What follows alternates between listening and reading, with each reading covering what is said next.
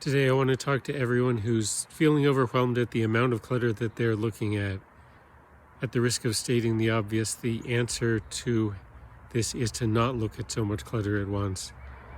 And that's why I'm outside. I mean, there is a place for sitting and staring at the problem, sitting and staring at the clutter, but if that's not getting you anywhere in a few minutes, you want to try the opposite, I would say. Go somewhere where you don't see the problem at all and where you can get a fresh perspective and recharge your energy. So that's why I'm standing outside right now. And then the next big thing I have to say is to try to separate the clutter clearing goal from any ideas of organizing and decorating. I mean, you want stuff to be organized, that's good. You want things to look nice. But when you're clutter clearing, if it seems kind of overwhelming, one way to make it smaller is to stop worrying about how things look, stop worrying so much about where things are, and focus just on removing the things that don't belong, because that is the action that leads to success in clutter clearing. And then find a way to think smaller. Focus on one small area or one small category of things.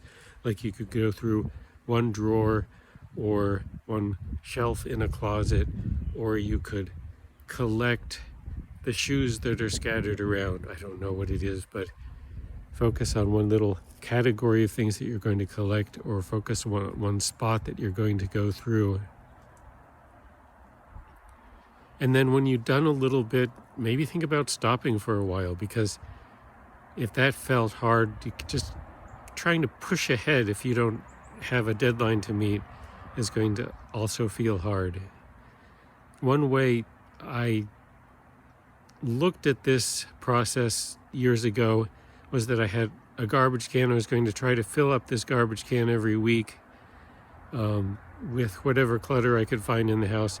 Once the garbage can was full, I would stop for the week and I would, pick up the next week. And that was a way to make sure that I was keeping my efforts on a scale with my capacity.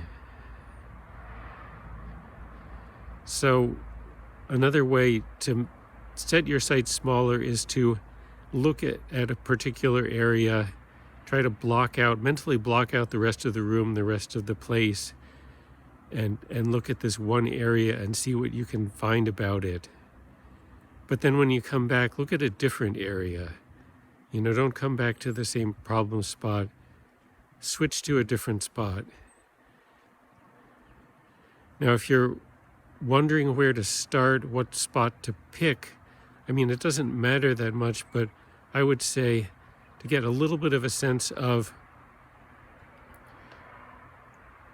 where your pain points are. It's like, do you have tall stacks of things? Well, that's a hazard, so maybe that would be where you would start. But also, don't be afraid to look at the most obvious thing. Like, if you just got a magazine in the mail and you're looking at it and you're saying, I don't think I want this, do I?